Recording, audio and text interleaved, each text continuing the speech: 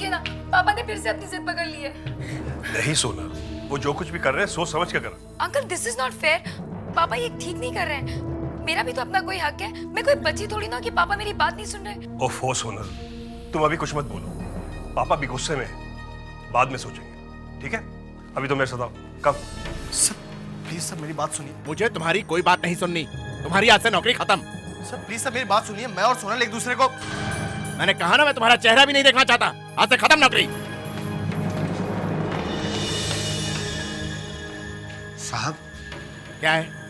साहब, समर साहब आए हैं। वो यहाँ क्यों आया है? मैं उसको देखता हूँ। उसको मैंने मना किया था ना कि वो यहाँ नहीं आएगा। आज मैं उसको देखता हूँ।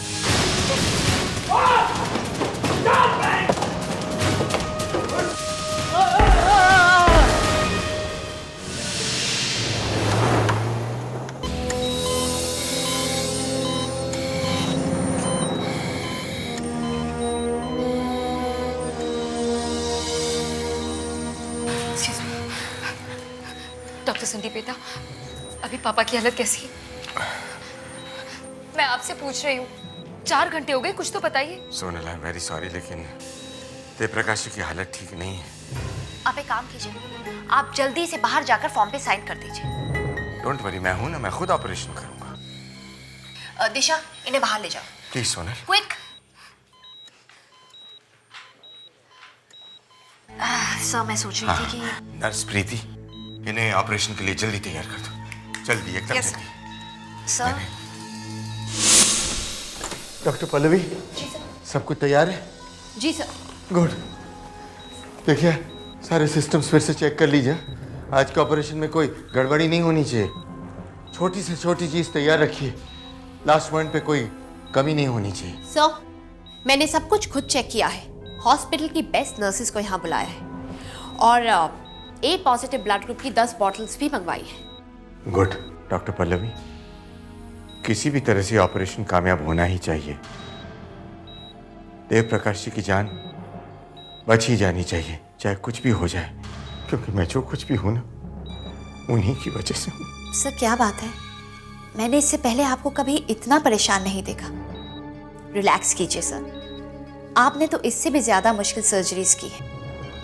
ठीक है, मैं देवप्रकाश जी को देख कर आता हूँ। 10 मिनट में हम लोग ये ऑपरेशन शुरू करेंगे। सब तैयार रखिए। हाँ जी सर। डॉक्टर, ये देवप्रकाश जी कौन है? मैंने सर को पहले तो इतना परेशान कभी नहीं देखा। तुम्हें नहीं पता?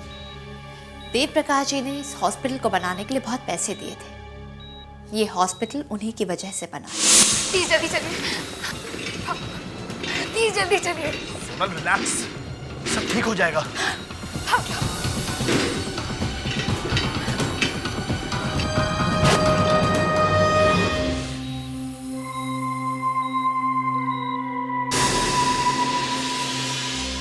माय गॉड, ये क्या हुआ doctor Pallavi? The patient is dead. ये कैसे हो सकता है?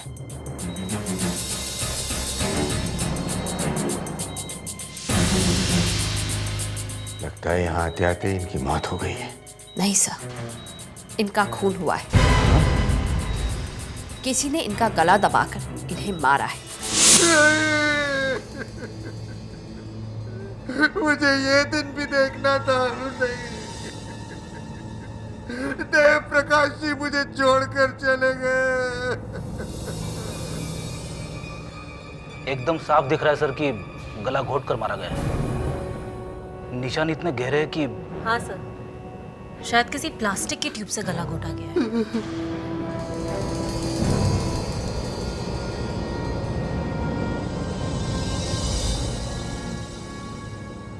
देवप्रकाश जी मेरे लिए मेरे पिता से भी बढ़कर थे। उन्होंने मुझे पढ़ाया, लिखाया, मेडिकल की पढ़ाई के लिए पैसे दिए, अपनी हॉस्पिटल में नौकरी दी।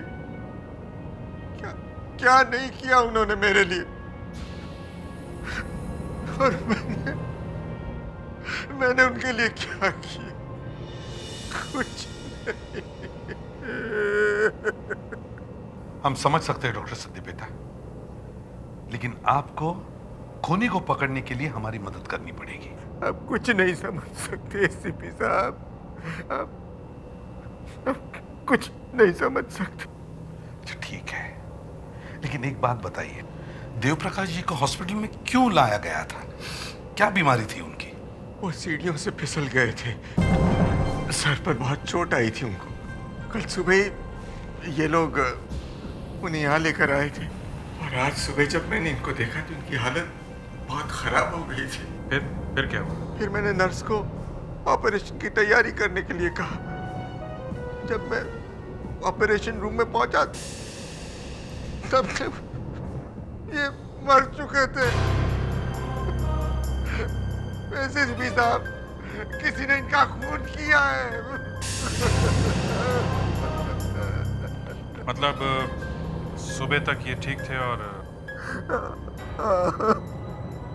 हॉस्पिटल में इतने सारे लोग हैं, हर समय यहाँ कोई ना कोई आता ही है। ऐसे कैसे हो सकता है कि कोई चुपचाप आके इनका खून कर देता है और किसी ने देखा भी नहीं? डॉक्टर संदीप बेटा, जब देवप्रकाश जी को आईसीयू में एडमिट किया गया, उनके पास कौन थे? नर्स प्रीति, वो ऑपरेशन की तैयारी कर रही थी।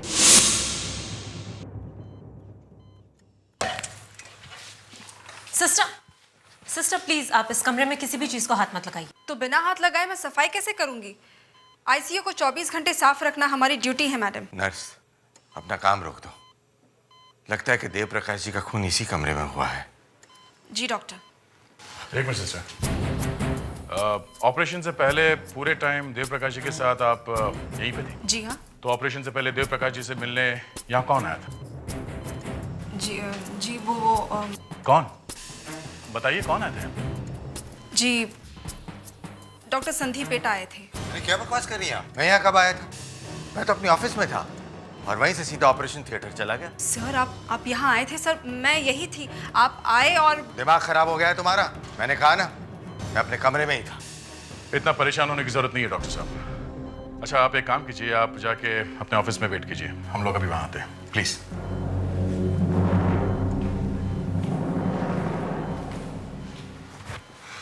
जी पता नहीं क्यों सर, लेकिन मुझे लगता है कि वो डॉक्टर संदीप बेटा ही थे।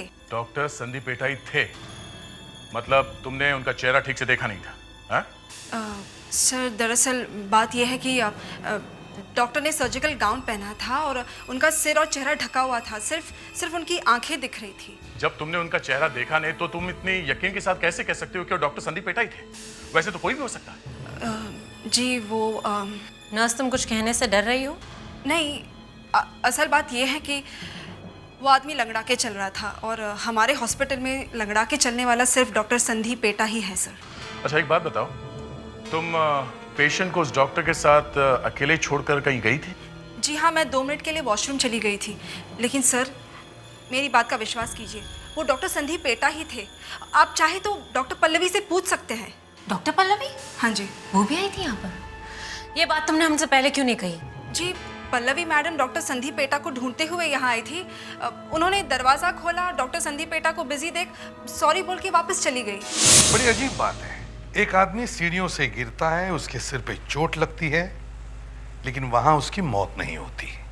लेकिन जब उसे हॉस्पिटल में लाया जाता है तो उसका खून होता है। सुनील, क्या तुम्हें अपने पिताजी के किसी दुश्मन के बारे में कुछ मालूम है जो कोई उन्हें मारने की कोशिश करे? सर दुश्मन तो कोई नहीं था, लेकिन एक आदमी है। मतलब आपको किसी पे शक है? हाँ, एक ऐसे इंसान ने मेरे पापा का खून किया जिस पर मेरे पापा सबसे ज्यादा भरोसा करते थे। सोनल, जो भी बोलना सोच समझ के बोलना, कहीं ऐसा ना हो कि बाद में पछताना पड़े। सच बोलना ही अच्छा है। जी हाँ, सच बोलने में ही भलाई है। हम आप ही के डैडी के खूनी को पकड़ने की कोशिश कर रहे हैं। वो आदमी कोई और नहीं बल्कि खुद डॉक्टर संदीप बेटा है।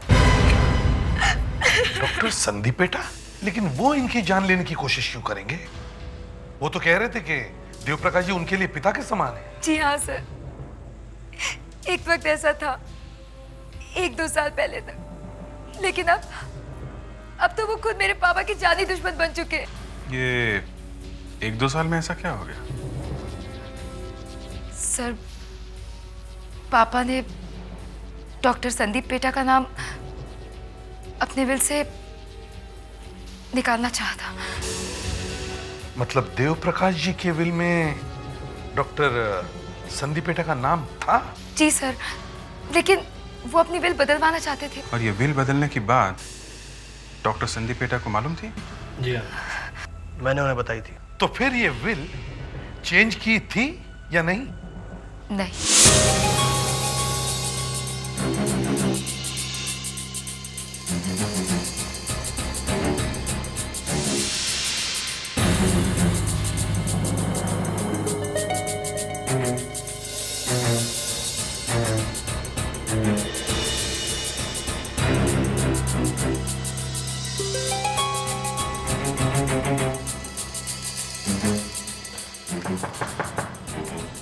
Come in.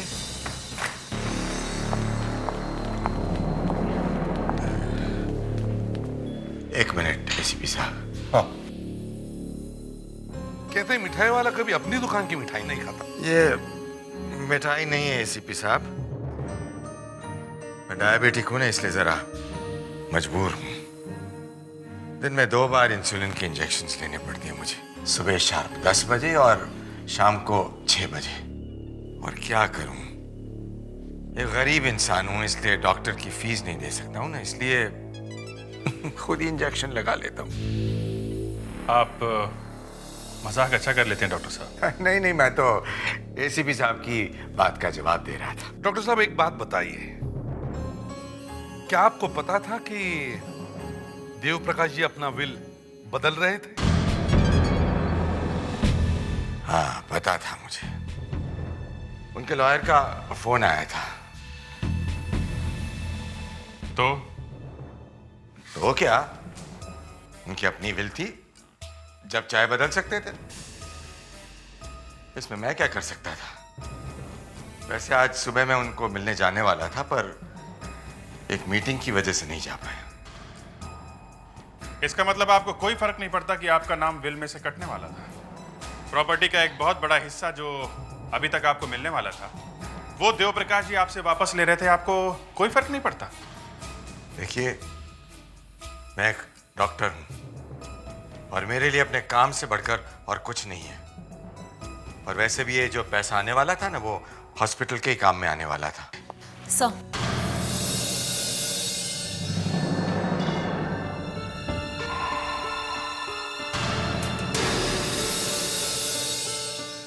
आपका भाषण सुन के लग रहा है कि मैं सुबह का टीवी देख रहा हूं।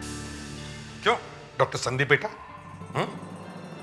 आपकी नर्स प्रीति ने बताया है कि देव प्रकाश जी को ऑपरेशन थिएटर में ले जाने से पहले आप उनके कमरे में गए थे। मैं? जी हाँ, आप। मैं वहां गया ही नहीं, ये बिल्कुल झूठ है। मैं आईसीयू गया ही नहीं। डॉक्टर संदीप बेटा, नर्स ने कहा कि आप देव प्रकाश जी के कमरे में सर्जरी वाले कपड़े ही पहन के गए थे। मतलब आपका बड़ा सा कोट, मुंह पे मास्क, कैप वगैरह। ये क्या पागलपन है एसीपी साहब? मैं पिछले 20 साल से सर्जरी कर रहा हूं। क्या मैं पागल हूं कि ऑपरेशन वाले कपड़े पहनकर पूरी हॉस्पिटल में घूमूंगा? चलिए मान लिया कि तब आप वहां पे नहीं थे, लेकिन उस टाइम आप थे कहां? यहीं था, अपनी कैबिन में। अकेले या आपके साथ कोई और भी था? नहीं, बिल्कुल अकेला था अपनी कैबिन में। जी, मुझे यहाँ किसी ने बुलाया था। क्या बात है? डॉक्टर पल्लवी, नर्स ने कहा कि आप ऑपरेशन से पहले आईसीयू में गई थी। क्या ये बात सच है? जी हाँ, मैं बिल्कुल गई थी, लेकिन अंदर नहीं जा पाई थी। क्यों? क्योंकि वहाँ पर डॉक्टर संदीप पेठा किसी पेशेंट को देख रहे थे। ये क्या बेवकूफ़ी है? आप जानती हैं आप क्या बोल रही हैं डॉक्टर पल्लवी? सर, आप ही ने मुझे कहा था कि आप मिस्टर देव प्रकाश जी को देखने जा रहे हैं। तो मैं आपको सिर्फ बुलाने आई थी। हाँ ठीक है, मैंने कहा था कि मैं आईसीयू जाऊंगा, लेकिन मैं नहीं गया था। मैं यहाँ था अपनी कैबिन में, यहाँ आ गया था। डॉक्टर पल्लवी, जब आप वहां गई तो आपने क्या देखा? क्या देखा? जी, मैं वहां पहुंची तो मैंने देखा। सर, हम लोग ऑपरेशन के लिए रेडी हैं। Okay sir. यानी तब डॉक्टर संदीप पेटा ने हाथ हिला के जवाब दिया, है ना? जी हाँ। डॉक्टर पल्लवी, लगता है कि आपने भांग पी रखी है। ये जरूर मुझे फंसाने की साजिश की गई है। एसीपी साहब, जरा सोचिए, मैं ऐसा क्यों करूंगा? देव प्रकाश जी को मैं अपने पिता समान मानता हूं। चलो मान लिया कि आप सच बोल रहे, लेकिन वो जो भी कोई था, उसने अपने सर्जिकल कपड़े कहीं तो छुपाए होंगे। ये तो कमाल हो गया। I just can't believe it. एक आदमी का अपने हॉस्पिटल में खून, और वो भी अपने लोगों के हाथों। ये तुम वहां चुप के क्यों खड़े हो? हैं? बारह सर, एक मिनट सर, मुझे आपसे कुछ बात करनी है। क्या बात है? बात क्या है? सर, दरअसल सोनल ने आपको सारी बातें सच सच नहीं बताई हैं। क्या? तुम्हारा मतलब है डॉक्टर संदीप पेटा का नाम विल में से कटने वाला नहीं था? नहीं सर, ऐसी बात नहीं है सर। डॉक्टर संदीप पेटा का नाम तो विल से कटने वाला था ही, पर साथ में सोनल का नाम भी उस विल से कटने वाला था। सोनल? मतलब देव प्रकाश जी अपनी बेटी को अपनी जायदाद से बेदखल कर रहे थे? जी। ये बात सोच समझ के बोल रहे हो ना? हैं? जी सर, मैं आप लोगों से झूठ क्यों बोलूंगा? लेकिन कोई आदमी अपनी बेटी को अपने पैसे नहीं देगा तो फिर किसे देगा? हैं? दरअसल सर, सोनल का अपने वकील अजय के साथ चक्कर चल रहा है। अफेयर है। अफेयर था तो इसका देव प्रकाश जी के बिल से क्या लेना देना? देव प्रकाश जी अजय को बिल्कुल पसंद नहीं करते थे। उन्होंने सोनल को समझाया भी था कि अगर उसने अजय के साथ अपना रिश्ता नहीं तोड़ा तो वो पूरी प्रॉपर्टी से उसे बेदखल कर देंगे। और सोनल ने उनकी बात नहीं मानी? जी नहीं सर। और जिस दिन उन्होंने सोनल को समझाया था, उसी दिन उनका एक्सीडेंट हो गया, और उसी दिन उन्होंने अजय को भी काम पर से निकाल दिया। आप जो कुछ भी कह रहे हैं सच है। दरअसल मैं और सोनल एक दूसरे को, अजय और मैं एक दूसरे को बहुत चाहते हैं। यही बात पापा को पसंद नहीं थी। अब क्या कर सकते हैं? देव प्रकाश जी ने आपको मना भी किया था? जी हाँ, लेकिन मेरे पापा मुझसे बहुत प्यार करते थे। और सोनल को मैंने ही मना किया था ये बात बताने से, वरना आप लोग असली कातिल को छोड़कर हमारे पीछे लग जाते हैं। मगर आप दोनों को मालूम था कि आपका नाम वसीयत से कटने वाला है? आपको कोई पैसे वैसे नहीं मिलने वाले? देखिए ऑफिसर, मेरे पापा एक बहुत बड़े करोड़पति थे, लेकिन मैं भी कोई गरीब बेचारी नहीं हूँ। मेरा अपना खुद का फैशन डिजाइनिंग का बिजनेस है। फिर भी पैसे तो पैसे होते हैं। इससे पहले कि देव प्रकाश जी आपका नाम विल से काटते हैं, आपने उनकी छुट्टी कर दी। ये आप क्या कह रही है? मैं पैसों के लिए अपने पापा को मारूंगी? ओके ठीक है। आप लोग जानना चाहते हैं ना कि मेरे डैडी की मौत का फायदा किसको था? तो आप लोग डॉक्टर संदीप पेटा को क्यों नहीं पकड़ते? जी हाँ, हमें यह भी मालूम है। देव प्रकाश जी नई वसीयत में उनका नाम भी निकालने वाले थे। आप जानना चाहते हैं कि वो ऐसा क्यों कर रहे थे? अपने बेटे की वजह से। डॉक्टर संदीप पेटा का बेटा? लेकिन उसका इस बिल से क्या संबंध?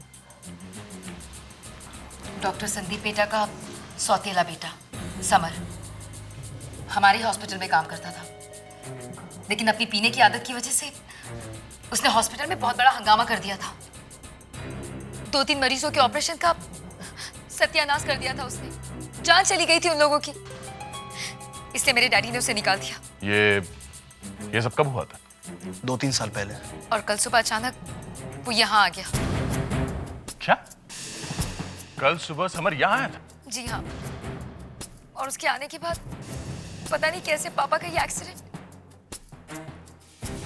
देव प्रकाश जी इसी सीढ़ी से फिसल के गिरे थे ना? जी हाँ sir.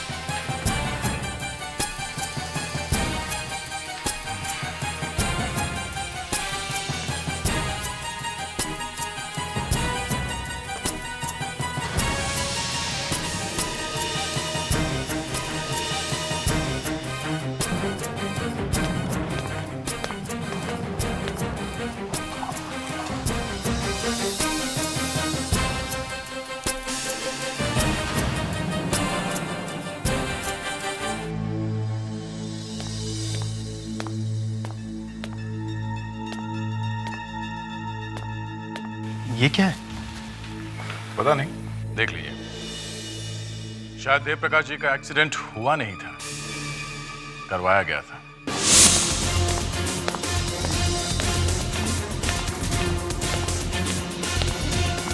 Sir, sir Dev Prakash ji का एक्सीडेंट हुआ नहीं, कराया गया था। कराया गया? जी सर। सर जहाँ पे वो गिरे थे वहां से हमें ये छोटे छोटे डायमंड्स मिले हैं।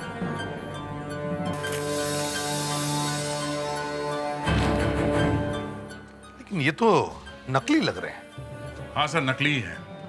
किसी ने सीढ़ियों पे डाल दिए होंगे, बाद में झाड़ू से साफ कर दिया होगा। पर सर सीढ़ियों के नीचे कोने से हमें मिल गए। मतलब देव प्रकाश जी के पैर इस पर पड़े और वो गिर गए। हाँ सर, और इतनी जोर से गिरे कि शायद गिरते ही मौत हो गई। मतलब वहां मौत नहीं हुई तो यहां मार दिया। और सर सोनल ने समर के बारे में जो कहा उससे भी कहानी कुछ और ही लगती है सर। इस समर ने ही कुछ ना कुछ किया होगा सर। एक तो उसे हॉस्पिटल से निकाल दिया गया, दूसरे उसके फादर का भी नाम काट दिया गया था विल में से। लेकिन सर समर को निकालने में तो उसके अपने ही डैडी का हाथ था। डॉक्टर संदीप पेठा तो उसके सौतेले डैड हैं। अगर हम ये मान लें कि समर घर में था और उसी ने एक्सीडेंट करा के देव प्रकाश को सीढ़ी में से गिराया था, लेकिन जब देव प्रकाश का खून यहाँ हॉस्पिटल में हुआ तब तो समर यहाँ नहीं था। नहीं, समर हॉस्पिटल में ही था। वो जो डॉक्टर के कपड़े पहन के घूम रहा था, नर्स ने और डॉक्टर पल्लवी ने देखा था ना एक डॉक्टर को आईसीयू में घूमते हुए। सर जल्दी चलिए सर। सर वहां स्टोर रूम में कुछ है सर। आइए सर। पूरे हॉस्पिटल का सामान भरा पड़ा है यहाँ पे। इससे अच्छी जगह क्या हो सकती है कपड़े छुपाने के लिए? सर ये देखिए, ये लॉन्ड्री बिन है। सभी सर्जिकल कपड़े धोने के लिए इसी बिन में डाले जाते हैं सर। गुड। तो तुम्हें उस नकली डॉक्टर के कपड़े मिले? नहीं सर, यहाँ पे और भी बहुत सारे गाउन्स हैं सर, वो कपड़े पहचानना बहुत मुश्किल है सर। इसका मतलब है उसने अपने कपड़े इन सारे कपड़ों में छुपाए हैं। शायद सर, मगर एक और भी चीज मिली हमें। क्या? एक मिनट।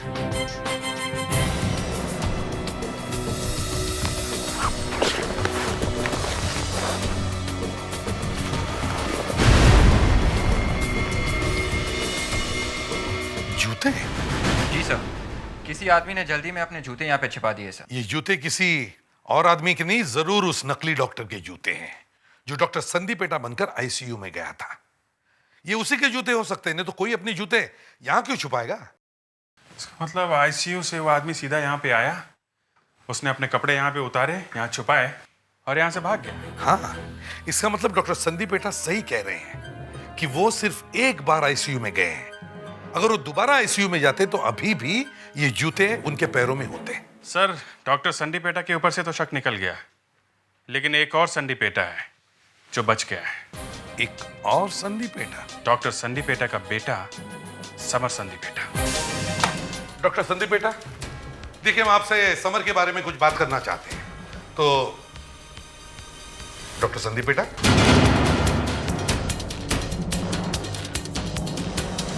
आप ठीक तो हो? डॉक्टर संदीप, अरे फोन, जल्दी से डॉक्टर को बुला, जल्दी। डॉक्टर प्लीज देखिए, देखिए। नहीं डॉक्टर, आप हमें इतनी जल्दी छोड़कर नहीं जा सकते। उठाइए इन्हें, जल्दी। जरा संभल के, संभल के। हरिया, हरिया।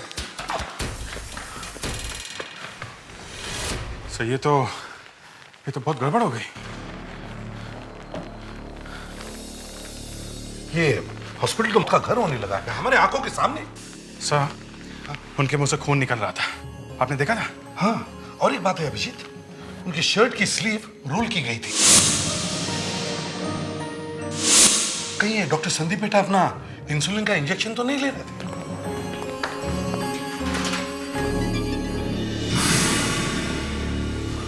ये क्या?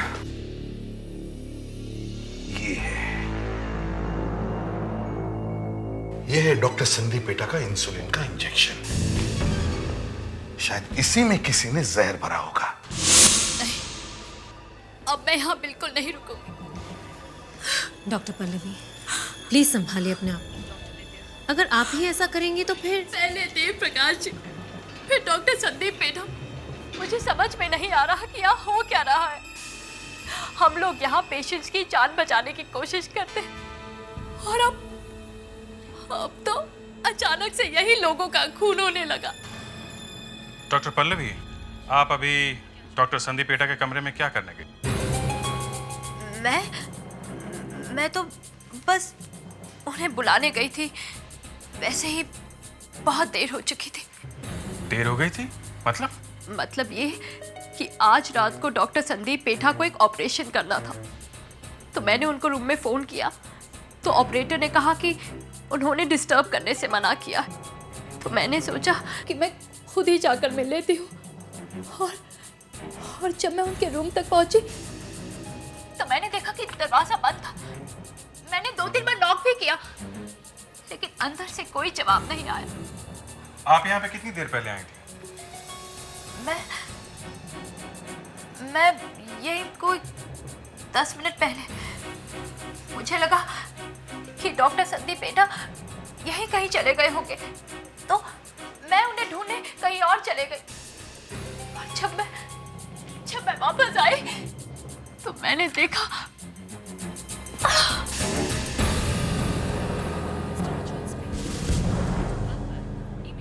अच्छा डॉक्टर पल्लवी, आप ये बताइए कि आप पहली बार जब यहाँ पर आई तब आपने किसी को यहाँ से बाहर आते हुए देखा? नहीं, कमरा तो बंद ही था ना। पर क्या डॉक्टर पल्लवी, पर क्या देखा आपने? मैंने देखा कि देव प्रकाश जी की फैमिली बाहर बैठी थी, यहीं पर। देव प्रकाश की फैमिली? वो यहाँ पे क्या कर रही थी? सर, जब सोनल हम लोगों से बात कर रही थी तब मुझे ऐसा लगा कि वो डॉक्टर संदीप पेठा को कुछ ज्यादा पसंद नहीं करती। और ये बड़ी अजीब बात है कि 2 खून हुए हैं और दोनों खून के वक्त देव प्रकाश का परिवार वहां पे था।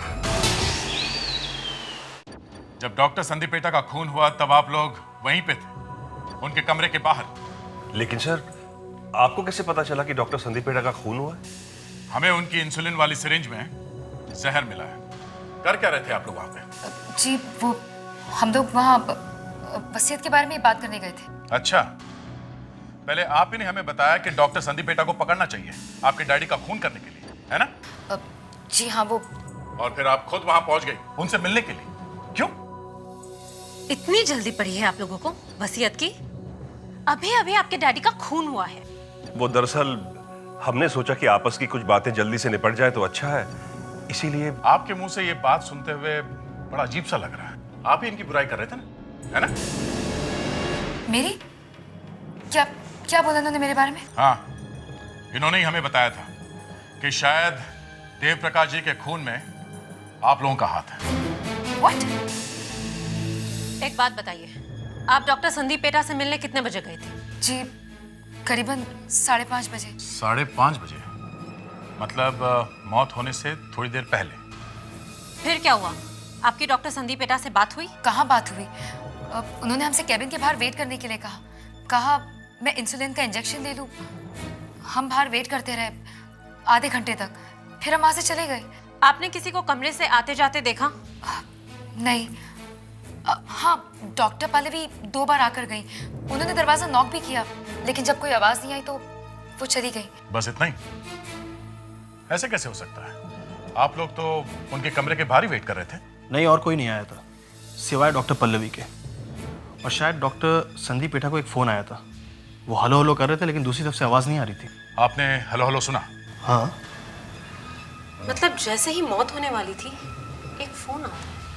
आप लोग डॉक्टर संदीप पेठा के कैबिन के बाहर आधे घंटे तक बैठे रहे, है ना? जी हाँ, करीब 5:30 से 6 बजे तक।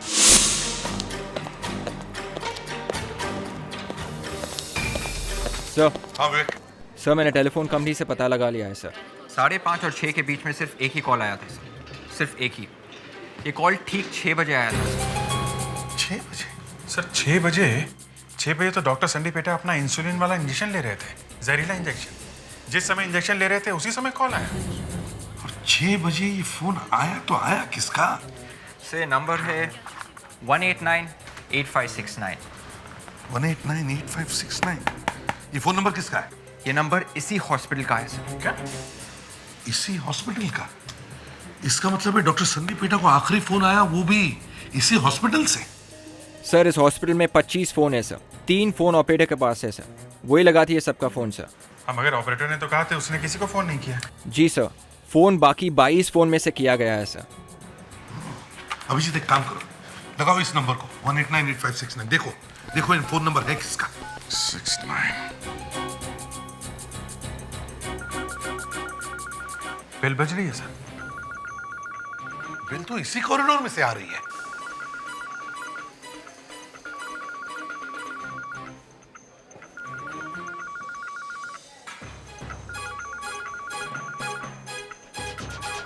सर हाँ सर इस कमरे से डॉक्टर संदीप पेटा के केबिन में से सर। हाँ डॉक्टर संदीप पेटा के कैबिन में से? ये कैसे हो सकता है? मतलब जो भी डॉक्टर संदीप पेटा को फोन कर रहा था वो संदीप पेटा के कैबिन में से ही फोन कर रहा था। ये लेकिन बेल तो बज रही है। क्या कोई दूसरा फोन भी है सर? हाँ सर आवाज यहीं से आ रही है सर। देखते हैं ये क्या?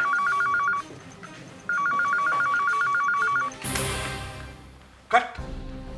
यहां से यहीं पे फोन? हाँ। इसका मतलब किसी ने डॉक्टर संदीप पेटा के कमरे के एक फोन से दूसरे फोन पे कॉल किया, लेकिन शायद बात नहीं की सर। बिल्कुल, क्योंकि अगर वो बात करता तो डॉक्टर संदीप पेटा को पता चलता कि यहां इस कमरे में कोई छुप के खड़ा है और ये फोन बात करने के लिए नहीं किया था।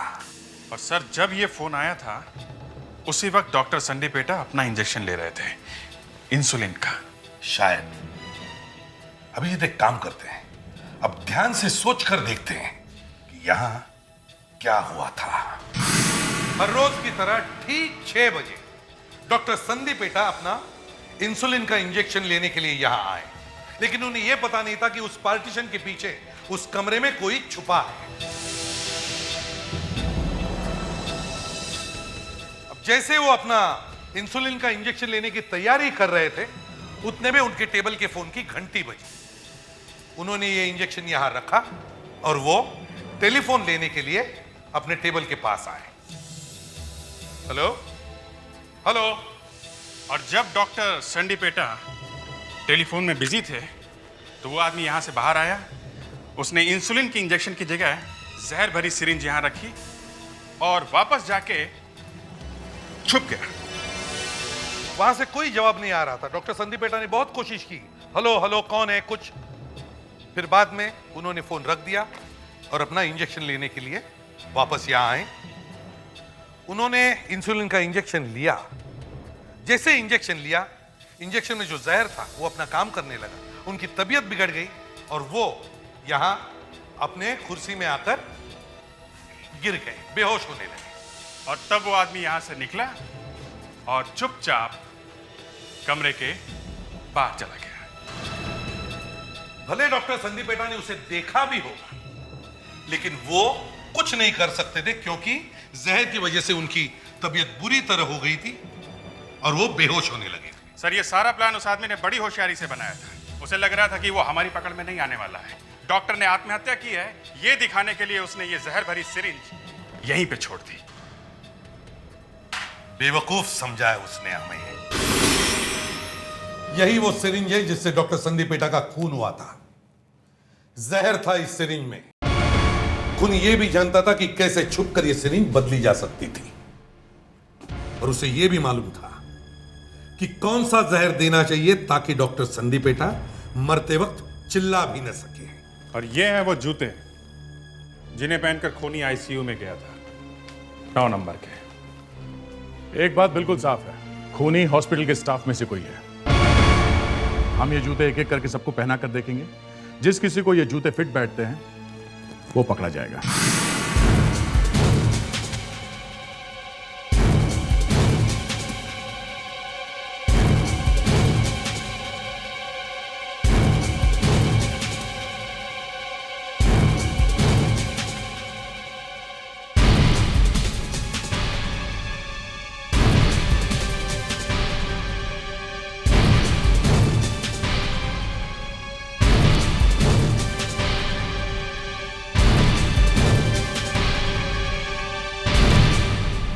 नहीं सर, इसमें तो किसी को फिट नहीं हो रहा है सर।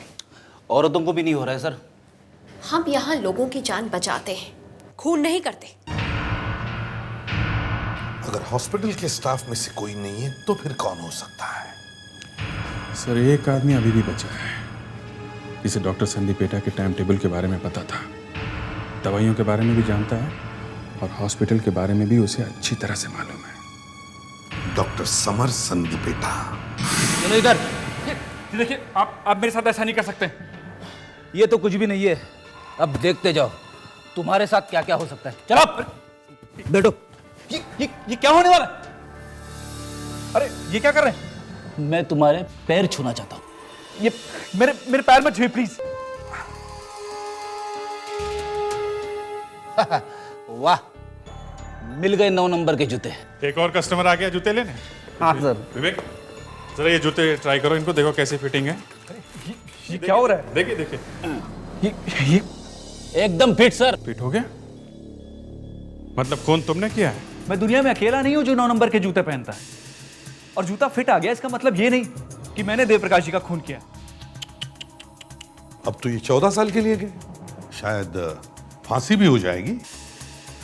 दोनों खून हॉस्पिटल में हुए और मैं तो वहां था ही नहीं। लेकिन जब देव प्रकाश जी का एक्सीडेंट हुआ तब तुम वहां पे थे और तुमने ही वो नकली डायमंड सीढ़ियों पे डाले थे।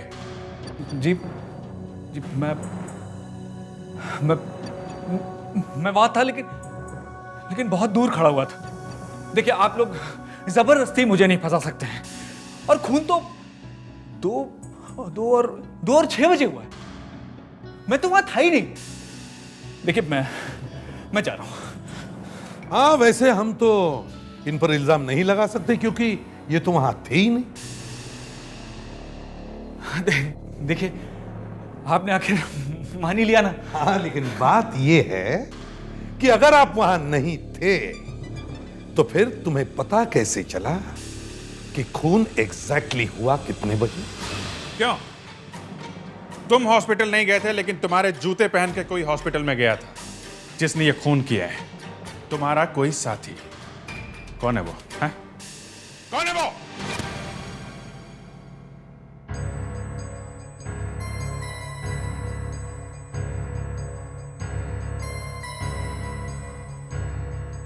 समर? समर? समर?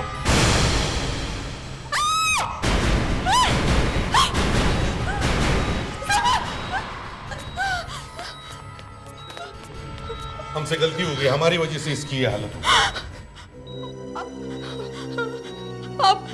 आप लोगों ने इसे मारा है? अब कहा ना कि गलती हो गई, लेकिन ये बार बार झूठ क्यों बोल रहा था कि इसे मालूम नहीं खून किसने किया है?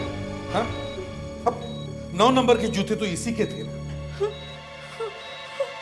ये बार बार झूठ क्यों बोल रहा था कि खून इसने नहीं किया है? शायद इसने किया होगा। शायद? मतलब? मगर आपने इसे मारा क्यों? लेकिन खून किए क्यों इसने?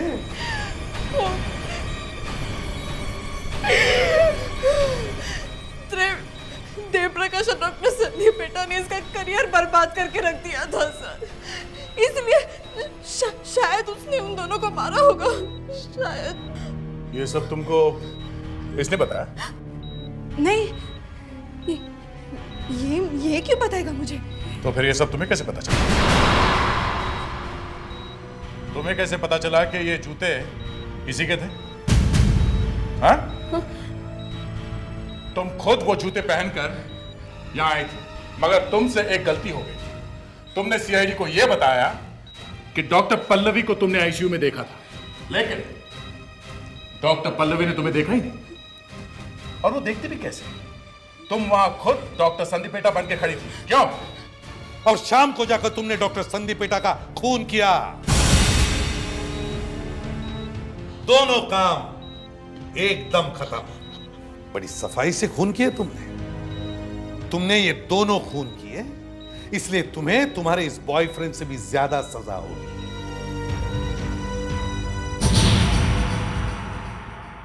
अब सभी लोग अपने दोनों पैरों को आगे करते हुए स्ट्रेच करेंगे और फिर यथाशक्ति दोनों हाथों को ऊपर करते हुए सांस भरते हुए नीचे आएंगे।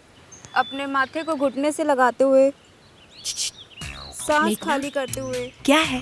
पता है कल रात रॉकी की पार्टी में कौन आया था? कौन? यस, सलमान खान। रहने देना, बाद में बात करते हैं, मैडम चिल्लाएंगी। ये क्या हो रहा है वहाँ पे? योगा खत्म कर लो, फिर उसके बाद जी भर के बातें करना। वो सॉरी मैम। अब हम दाएं पैर को बाएं पैर के ऊपर रखते हुए और बाएं पैर को दाएं पैर के ऊपर रखते हुए दोनों हाथों को जोड़ते हुए लंबी गहरी सांस लेंगे।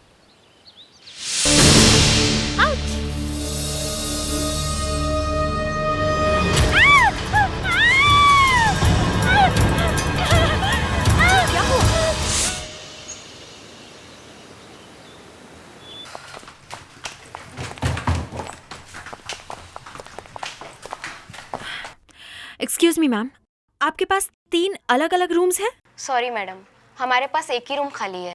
एक ही रूम खाली है? अब क्या करें, सारे होटल पैक्ड हैं। ठीक है, कोई बात नहीं। मैम आप प्लीज ये बताइए कि जो रूम है वो सिंगल बेड है या डबल बेड? Double bed.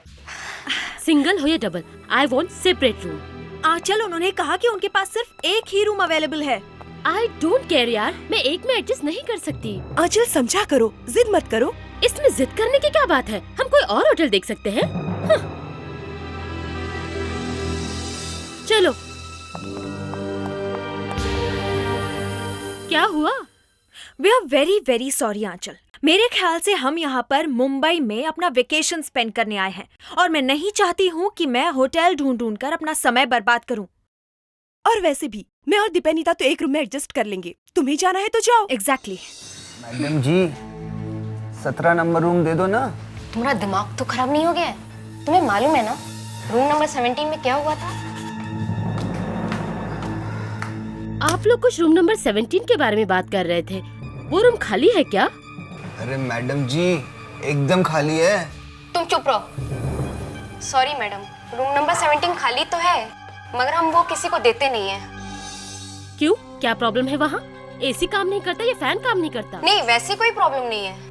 तो आप मुझे रूम नंबर 17 दे दीजिए एंड आई प्रॉमिस यू मेरी तरफ से आपको कोई कंप्लेन नहीं आएगी। प्लीज रूम नंबर 17 की चाबी दीजिए। ओके, आप पहले कुछ फॉर्मेलिटीज कंप्लीट कर दीजिए। करती हूँ। और ये रूम नंबर 17 की चाबी। Thank you. Madam ji luggage उठा लो।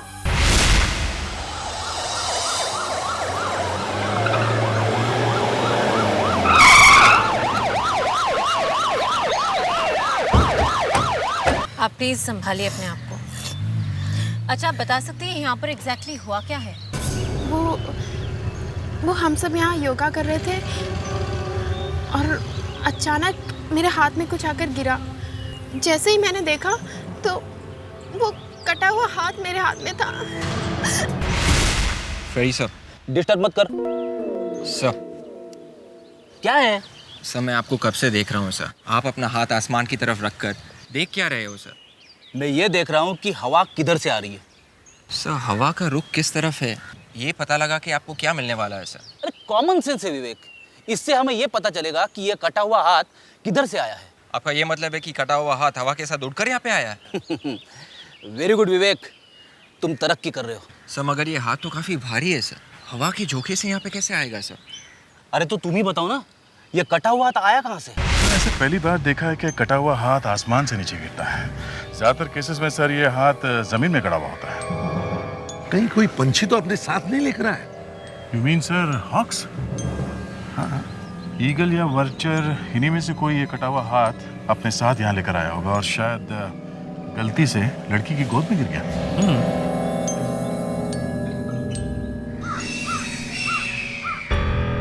उन पंछियों को देखो, वो एक ही जगह मंडरा रहे हैं। सर हो सकता है ये हाथ ये वहीं से आया हो। हाँ, वहीं चलकर देखते हैं।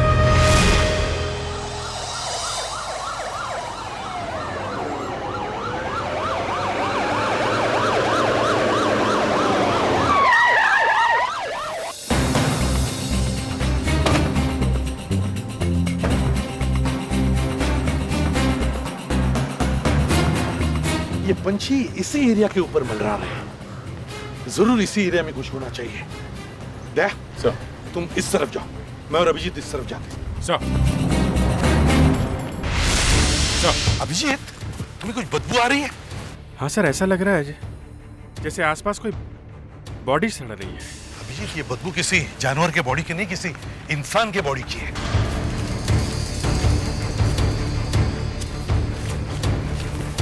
अभिजीत, लगता है बदबू इस तरफ से आ रही है।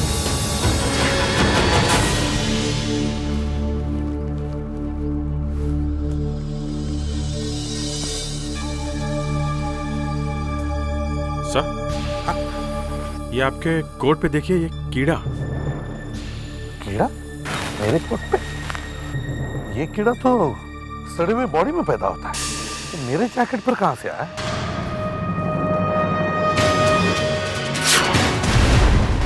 माय गॉड, आपका ये कीड़ा यहां से आया है।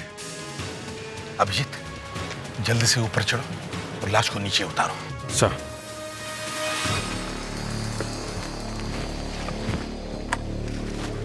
संभल के अभिजीत।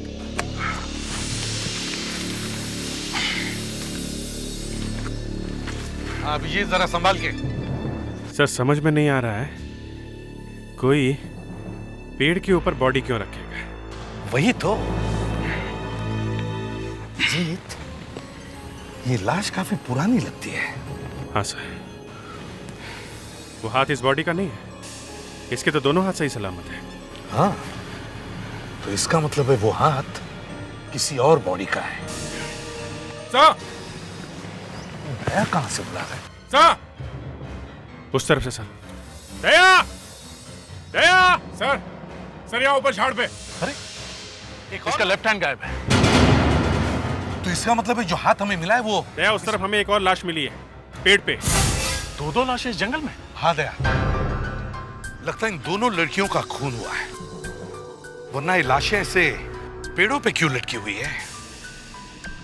हमें इस जंगल को अच्छी तरह से चेक करना चाहिए।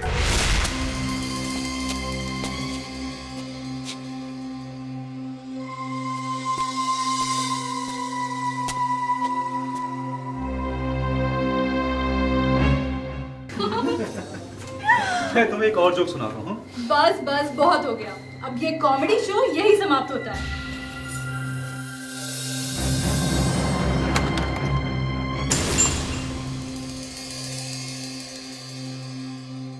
मैं उसकी जरा मदद कर देता हूँ। नहीं नहीं, रुको, मत जाओ। अरे, कहीं हेल्प करने के चक्कर में लेने के देने ना पड़ जाए।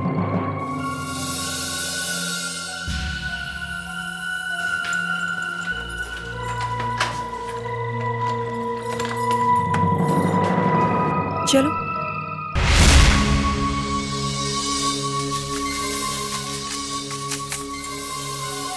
जिन पेड़ों पे लाशें थी, उनके आसपास की मिट्टी लाने के लिए कहा था। तूने तो पूरी जमीन खुद के ला ली। फ्रेडरिक्स,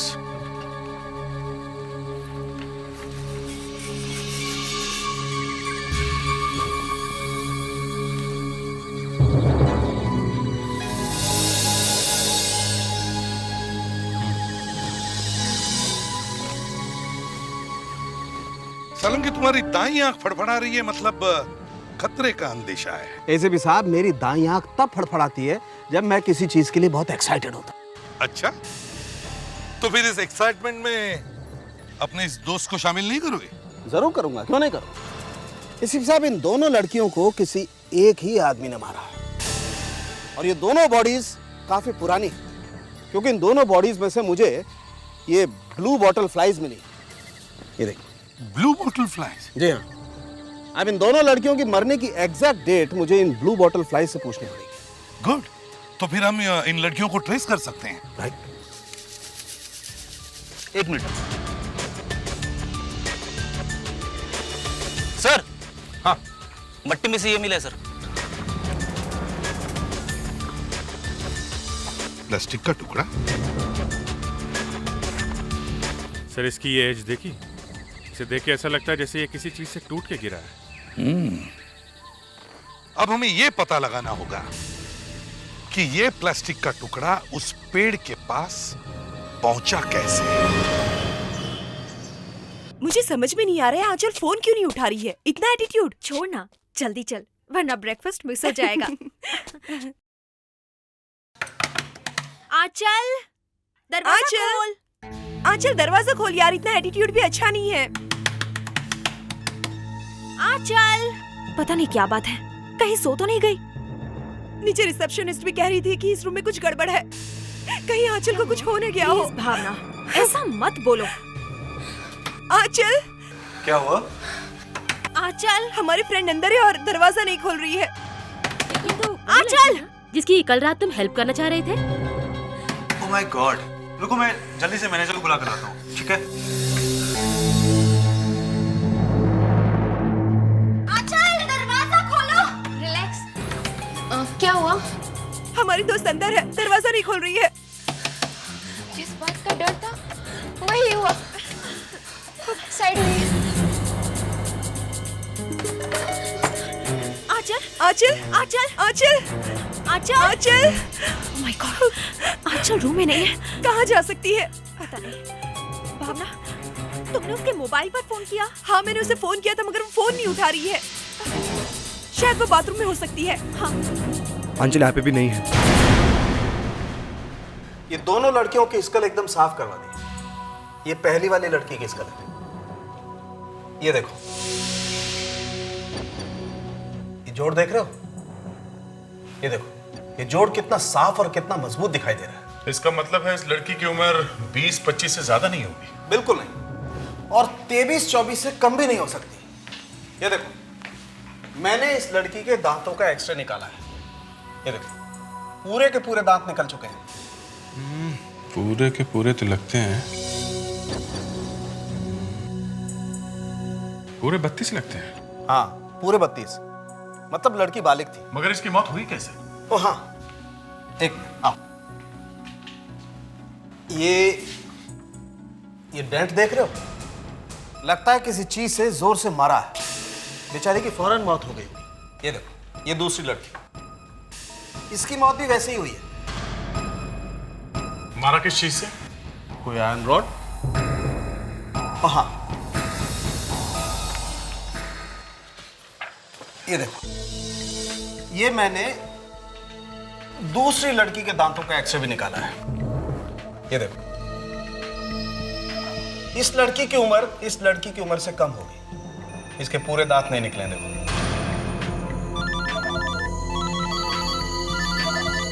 हेलो, ओह, कहाँ पे? होटल कासा। तो भावना जी, आपका कहना है कि आंचल कल रात रूम नंबर 17 में घुसी और फिर गायब हो गई, है ना? जी हाँ सर, ऐसा ही है। हो सकता है वो आपको बिना बताए यहाँ से चली गई हो। लेकिन आंचल ऐसा क्यों करेगी सर? सर, मेरे स्टाफ में से किसी ने भी आंचल को होटल छोड़ते हुए नहीं देखा है। तो इसका मतलब है कि आंचल इस वक्त होटल में ही होनी चाहिए, है ना? सर, मेरे स्टाफ ने पूरा होटल चेक कर लिया है, वो यहाँ पे नहीं है। आपके स्टाफ ने आंचल को होटल से बाहर जाते हुए नहीं देखा, इसका मतलब ये तो नहीं कि आंचल होटल से बाहर निकली नहीं होगी। ये भी तो हो सकता है कि जब आंचल होटल से बाहर निकली तब आपका स्टाफ मौजूद ही ना हो। हाँ सर, हमें पूरा यकीन है कि आंचल अपने रूम नंबर 17 से बाहर निकली ही नहीं, वो अपने कमरे में ही थी। ये आप इतने यकीन के साथ कैसे कह सकते हो? वो इसीलिए सर, क्योंकि हमारे कॉरिडोर्स में क्लोज सर्किट कैमरास लगे हुए हैं। 24 आवर्स रिकॉर्डिंग होती है सर। तो ये रिकॉर्डिंग चेक किया तुमने? जी हाँ सर, उसी से हमें मालूम पड़ा है कि आंचल अपने रूम में से बाहर निकली ही नहीं, वो अपने रूम नंबर 17 में ही थी। मगर आप लोगों ने ये रिकॉर्डिंग डायरेक्टली चेक क्यों किया? वो सर इसलिए क्योंकि आंचल से पहले भी 2 लड़कियां गायब हो चुकी हैं रूम नंबर 17 में से। क्या? पहले भी हो चुका है? जी सर, रूम नंबर 17 में से आंचल से पहले भी 2 लड़कियां गायब हो चुकी हैं। रूम नंबर 17 में पहले भी? तुमने पुलिस में इन्फॉर्म किया था? सर वो कुछ छुपा रहे हो तुम? सर नहीं, एक्चुअली बात ये थी सर, जब वो दोनों गुम हुई थी तब उस वक्त उन्होंने हमारा बिल नहीं पे किया था, तो हमें लगा कि उन्होंने हमें चीट किया है और भाग गए, तो इसलिए हम लोगों ने कंप्लेंट नहीं लिखवाई। सर, आंचल उन 2 लड़कियों जैसी नहीं थी, जरूर उसके साथ कुछ हुआ है। ये हम डिसाइड करेंगे क्या है क्या नहीं है, समझे आप? अब सिर्फ इतना बताइए, आंचल अपने कमरे में कितने बजे आई थी? सर वो हमारे होटल के बाहर एक रेस्टोरेंट है। उस दिन हम उस रेस्टोरेंट में खाना खाने गए थे। खाना खा के हम अपने रूम में आने वाले थे कि आंचल ने कहा कि वो थोड़ी देर बाद आएगी। बस हम उसे छोड़कर अपने अपने रूम में आ गए। जब तुम दोनों निकल रही थी तो आंचल का मूड कैसा था? वो नॉर्मल थी सर। नॉर्मल थी? अच्छा अच्छा, तुम दोनों तो उसकी दोस्त हो, है ना? तो उसकी आदतों से वाकिफ होंगे। तो ये बताओ, क्या आंचल को कोई एडिक्शन था? You mean drugs? नहीं सर, आंचल ड्रग्स नहीं लेती थी। सर मैं कुछ बोलना चाहता हूँ। कहिए। सर हम दोनों रूम नंबर 19 में रहते हैं। कल रात जब हम वापस जा रहे थे तो मैंने देखा कि आंचल चाबी को की होल में डालने की कोशिश कर रही थी। और सर एक्चुअली उसको देखकर तो ऐसे ही लग रहा था कि उसने बहुत पी रखी होगी। आंचल ने बहुत पी रखी थी। अभिजीत, हमें यहाँ के क्लोज सर्किट कैमरा का सारा रिकॉर्डिंग चेक करना होगा।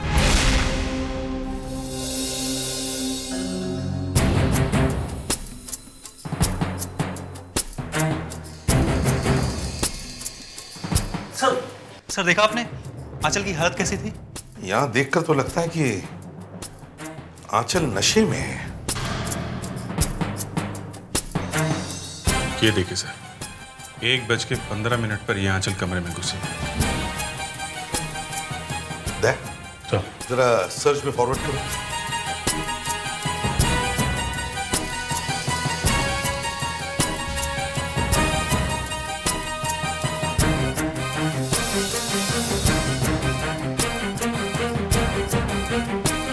सर इस फुटेज को देखकर लगता है कि रूम नंबर 17 के आसपास कोई गया ही नहीं था। कॉरिडोर तो सर पूरी रात खाली था। ये कैसे हो सकता है? कोई भी नहीं।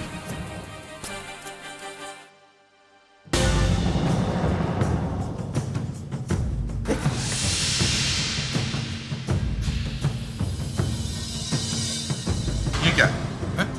क्यों गई थी तुम वहां? सर वो तो हम आंचल को बुलाने गए थे, मगर अंदर से कोई जवाब ही नहीं मिला।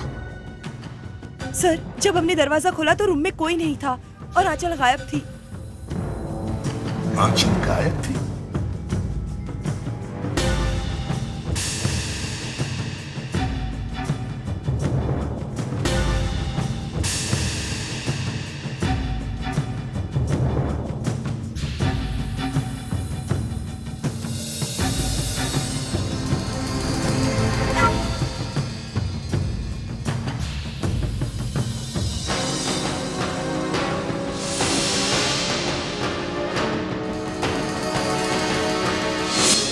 एक मिनट दे, स्टॉप। दे, जरा सर्च में रिवाइंड करो। एक मिनट दे, स्टॉप। इसमें टाइम देखो कितना? 10:05 बराबर है। अब प्ले करो। ये क्या? 2 मिनट। 10:05 से लेकर डायरेक्ट 10:07। इसका मतलब बीच के 2 मिनट गायब है। क्यों मैनेजर साहब? सर ये टेक्निकल ग्लिच होगा और कुछ नहीं सर। अच्छा, आपने कहा और हमने मान लिया। हैं? सर टेप को निकालो और अच्छी तरह से चेक करो।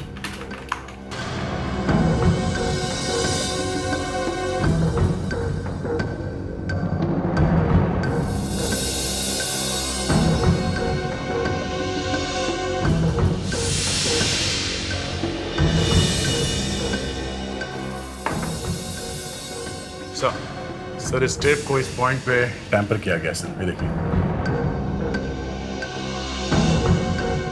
क्यों मैनेजर साहब? हैं? अब बोलो, इस टेप को तुम में से ही किसी ने टैंपर किया है, समझे? किसने? कौन बैठता है यहाँ कंट्रोल कैबिन में? सर सुरेश बैठता है। अच्छा, तो तुम कहाँ थे जब ये सब हुआ? सर मैं यही था कंट्रोल रूम में। तो फिर इस टेप को टैंपर किसने किया? सर तो शायद उस टाइम मैं बाथरूम में गया था। बाथरूम में गए थे? यही वक्त मिला तुम्हें जाने का? हा? सर इस टेप का कटा हुआ हिस्सा इसी होटल में होना चाहिए। दया, वो टुकड़ा अब तक डिस्ट्रॉय भी कर दिया गया होगा। अब सीधे होटल के रूम नंबर 17 में चलो।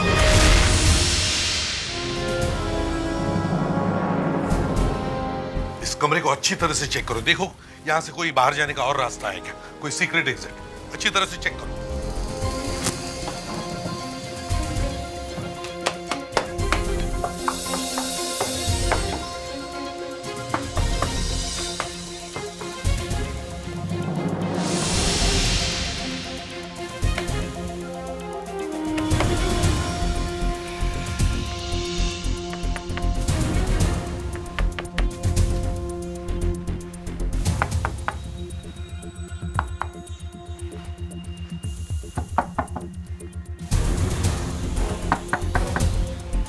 अरे सर आप इस बेड के नीचे क्या ढूंढ रहे हैं सर?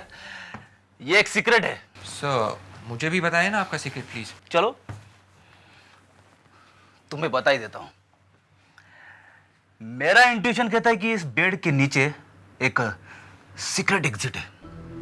एक सीक्रेट एग्जिट इस बेड के नीचे? हाँ, और अगर मेरा तीर सही निशाने पे लगा तो एसीपी साहब मुझसे खुश होकर मुझे प्रमोशन देंगे। सर मगर इतने सालों तक तो आपको प्रमोशन नहीं मिली तो फिर? यार वो अंदर की बात है, तू प्रमोशन छोड़ो, इस बेड पर कंसंट्रेशन कर। चलो ठीक है सर, इस बेड को हटाकर देखते कि आपका तीर निशाने पे लगा है या नहीं। उठाओ।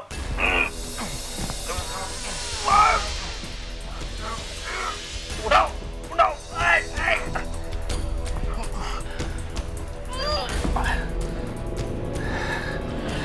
कई भैंस पानी में। नहीं सर, ऐसा लगता तो नहीं है यहाँ पे कोई दूसरे एग्जिट है।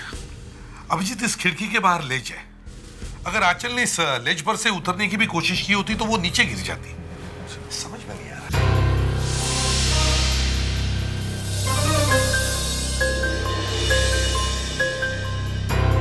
साहब आते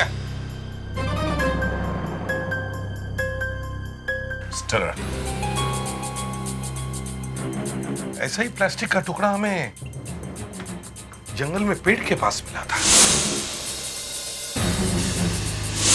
इसका मतलब है जो उन 2 लड़कियों की लाशें हमें जंगल में पेड़ के ऊपर लटकी हुई मिली, वो दोनों लड़कियां इस होटल से जुड़ी हुई हैं। सर इस मैनेजर ने बताया था रूम नंबर 17 से आंचल से पहले 2 लड़कियां गायब हुई हैं। तो वो दोनों बॉडीज कहीं नहीं दोनों लड़कियों की तो नहीं है? मैनेजर से मिलते हैं। आप लोग हमें बताए बिना कहीं मत जाना। जी। इन दोनों लड़कियों का सामान है आपके पास? मेरा मतलब है उनके कपड़े, चीजें वगैरह। जी हाँ, हमने संभाल कर रखा हुआ है। ये सोचकर जब वो वापस आएंगे हम उन्हें दे देंगे। गुड, वो सारा सामान हमें दे दो। जी सर। देखते हैं ये सामान उन 2 लड़कियों का है जिनकी लाशें हमें जंगल में पेड़ पर लटकी हुई मिली है। 110, 111, 112, 113।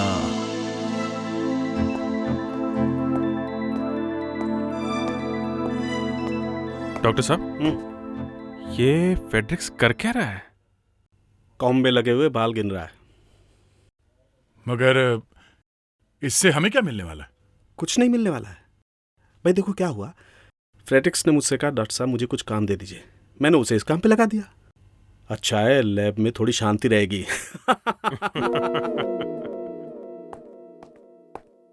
सर हम उस मिसिंग फुटेज के बारे में अभी तक कुछ पता नहीं लगा पाए हैं। हाँ ये बात तो है। डॉक्टर साहब वो लैब से रिपोर्ट आई क्या? नहीं, लैब से रिपोर्ट तो नहीं आई। मगर सर ये रिपोर्ट आएगी कब? दया तुम इतने इम्पेशेंट क्यों हो रहे हो?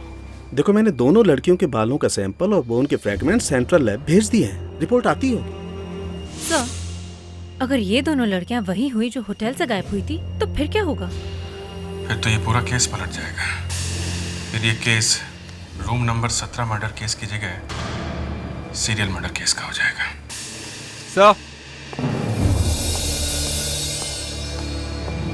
सर डीएनए रिपोर्ट का फैक्स आ गया है सर।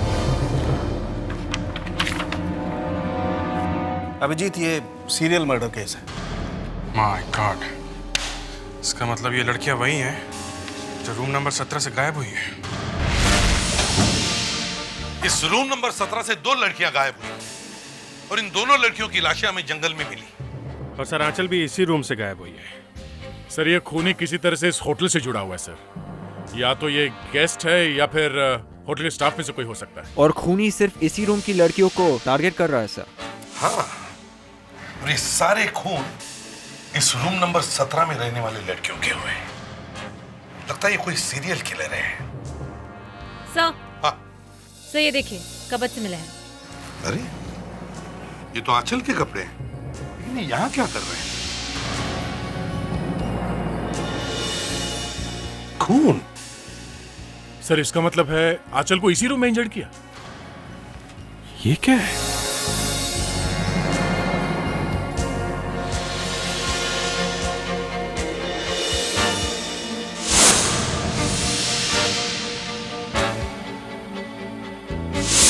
सर ये तो मैंने जंगल में देखे थे सर, जहां से हमें वो 2 लाशें मिली थी। तो इसका मतलब है आंचल जंगल में।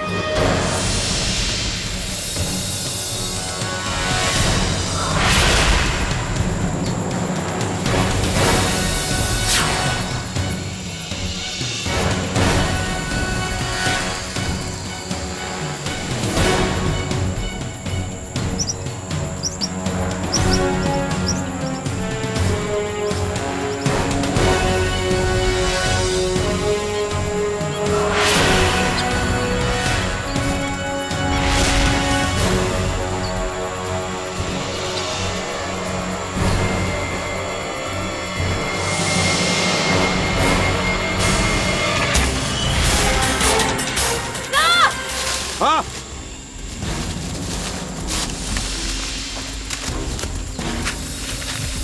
क्या? सर ये देखिए।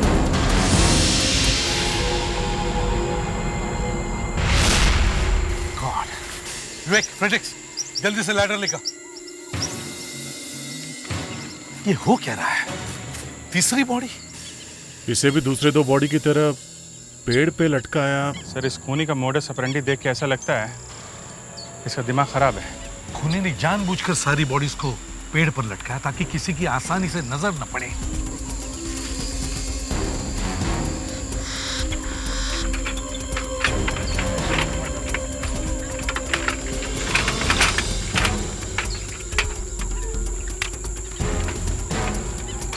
संभल के विवेक,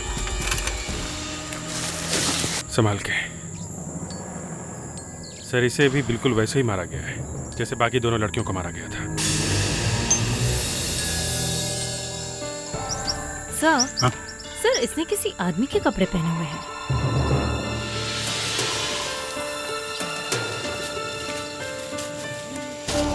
सर, आंचल 1:15 को गई होटल के अंदर सलवार कमीज पहनकर, और फिर शायद वहां से कमरे में से उसे कोई निकाल कर यहाँ ले आया और उसे जेंट्स के कपड़े पहना दिए। लेकिन खूनी ने आंचल को आदमी के कपड़े पहना है क्यों? आंचल की मौत होटल के रूम में नहीं हुई थी, यहाँ बेड के ऊपर हुई।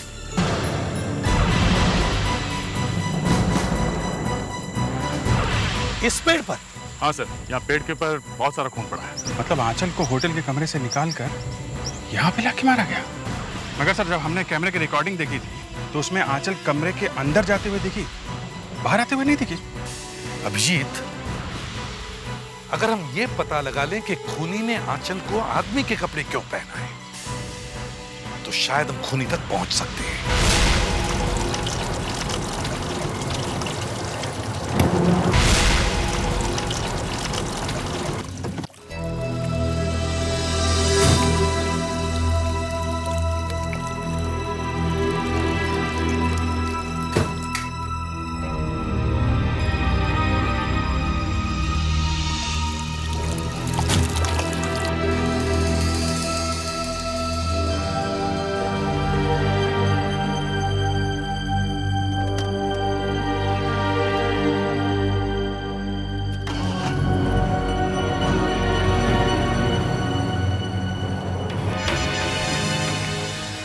You don't worry, सब कुछ ठीक हो जाएगा।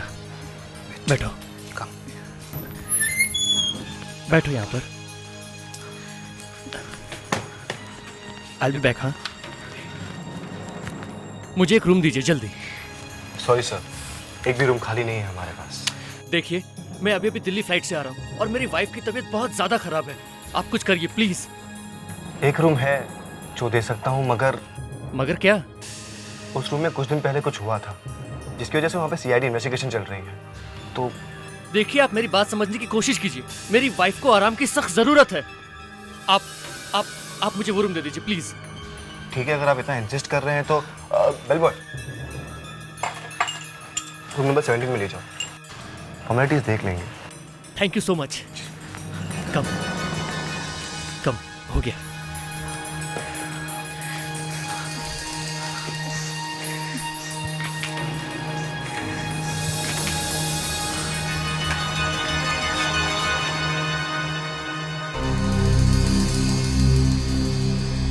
सब ठीक हो जाएगा। 11-17 नंबर, ये रुको।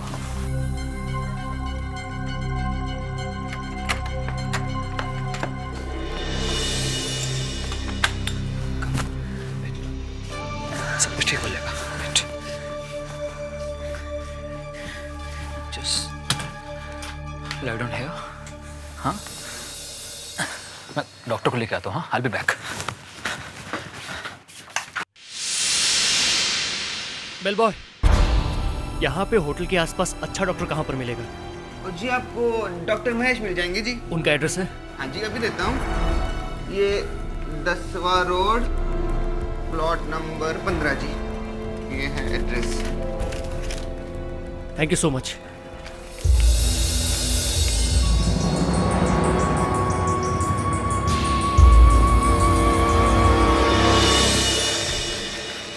मुझे जल्द से जल्द डॉक्टर को यहाँ बुलाना होगा।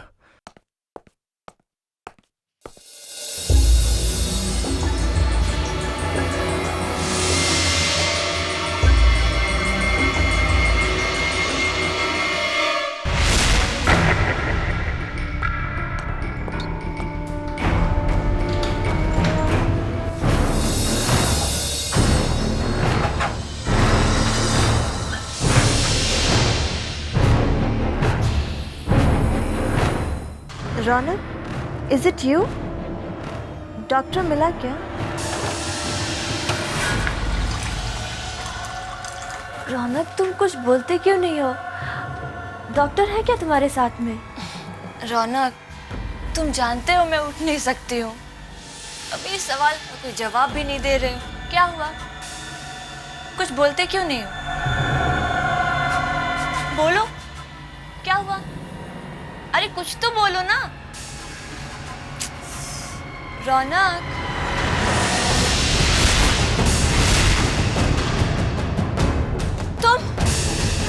तुम यहाँ क्या कर रहे हो? तुम यहाँ से चले जाओ, मैं पुलिस को बुलाऊंगी।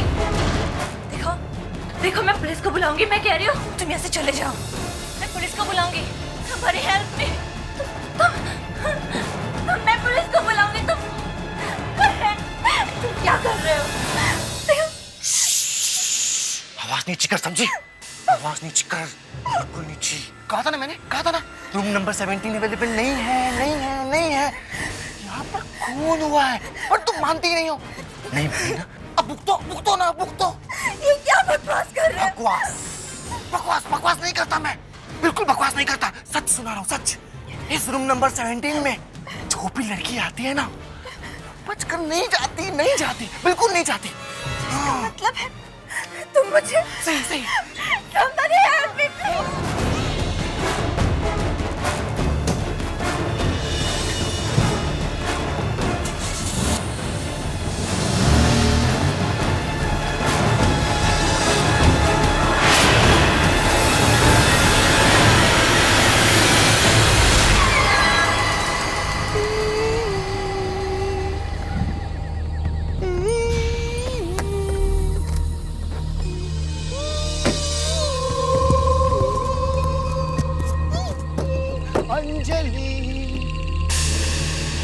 प्यार है, प्यार, मेरा पहला प्यार है।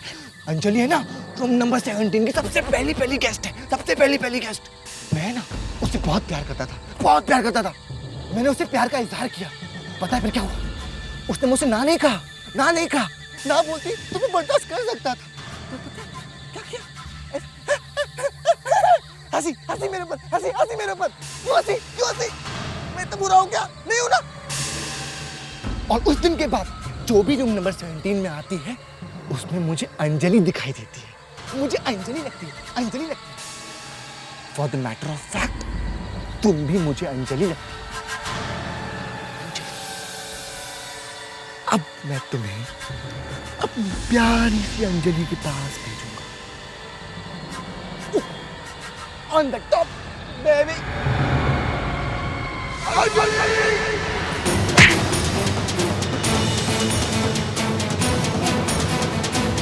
Are you okay? हाँ? ये सब तुमने तो हमारा काम एकदम आसान कर दिया, खुद ब खुद बयान दे दिया। हाँ? ओह, तो ये सब प्लान था। हाँ, हमें पहले ही पता चल गया था कि खूनी होटल के स्टाफ में से कोई है। शक तो हमें तभी हो गया था जब क्लोज सर्किट कैमरा की रिकॉर्डिंग को किसी ने टैंपर किया था। तुमने आंचल को होटल से बाहर यहाँ जंगल में लाकर मारा, फिर अपने कपड़े उसे पहना दिया और उसके कपड़े पहनकर आंचल बनकर होटल में घुसे। क्यों? कैसा लगा मेरा प्लान? अच्छा है ना? अच्छा नहीं था। पहले तुम मेंटल हॉस्पिटल जाओगे, फिर जेल, और उसके बाद तुम कोई भी प्लान बनाने लायक नहीं रहोगे, समझे?